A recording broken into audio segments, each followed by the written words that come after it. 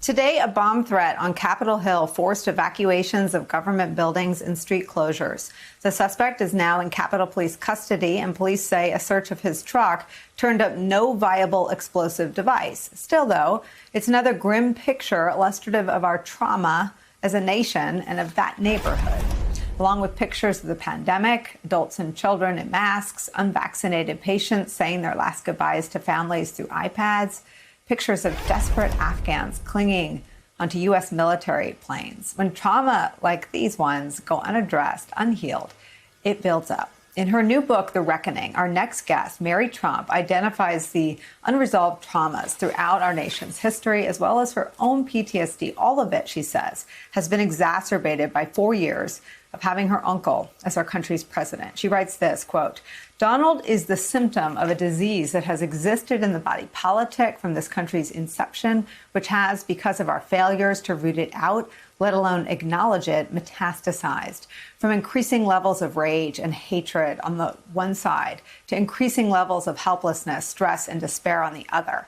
We are heading toward an even darker period in our nation's history."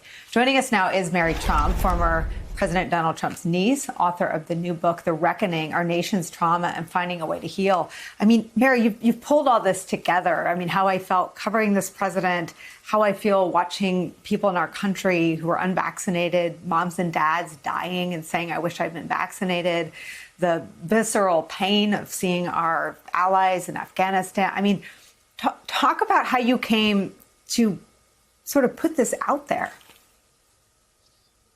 Well, first of all, Nicole, it's great to be here. I really appreciate your having me on.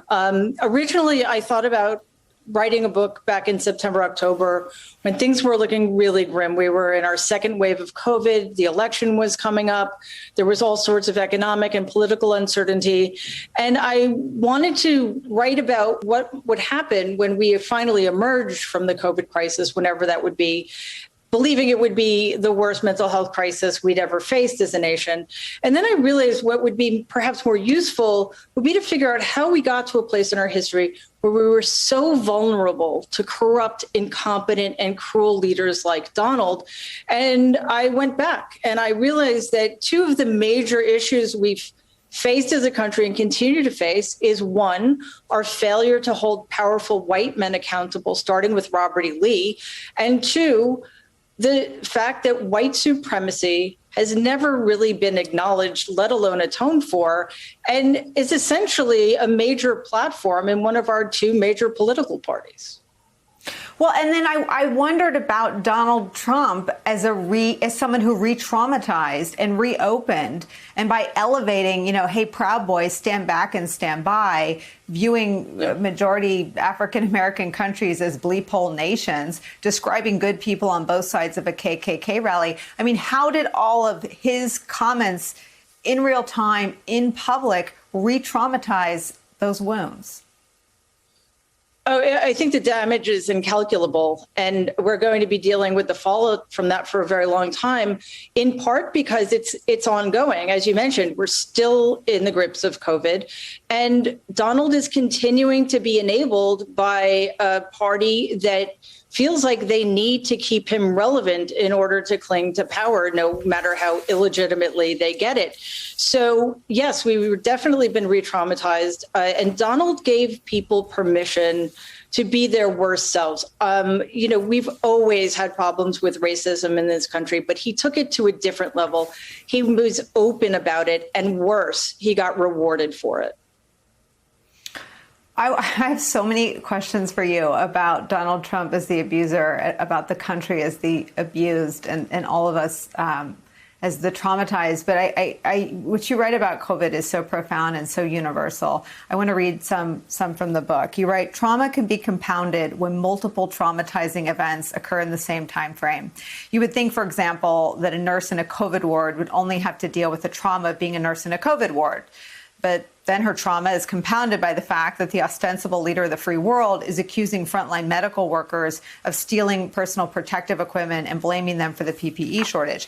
This was I read this and I thought of the Capitol Police officers Dunn and Fanone and the others who testified, who were traumatized by being mutilated and tased and assaulted by Donald Trump supporters.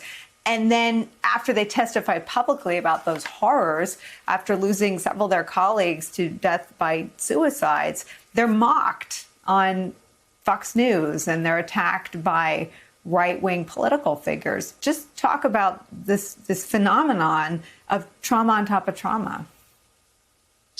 Yeah, it's something that, again, we're going to be dealing with for a long time because it keeps happening. And as I write, it's impossible to heal from your trauma while you're being actively traumatized, right?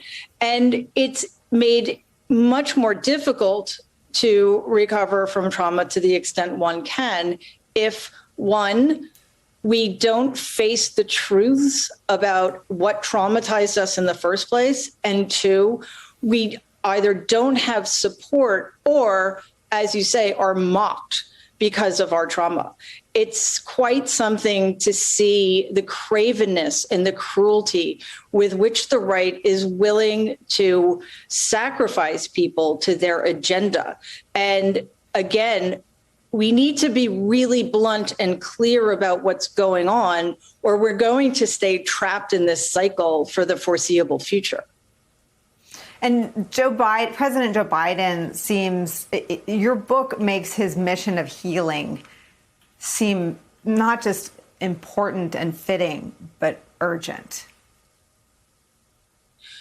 It is urgent. And thank you for pointing that out. You know, we have so many things going on right now. We are in the midst of at least three very serious crises: the COVID crisis, the continuing economic fallout, the crisis of our democracy. Our democracy is on the brink still. You know, we cannot look away, and people are exhausted, rightfully so. But again, if we let our guard down, if we don't stop to examine how we got here and why, as a nation, we are so damaged and so vulnerable, then again, I'm afraid we will continue to be susceptible to autocrats like Donald and fascist political parties like the Republicans.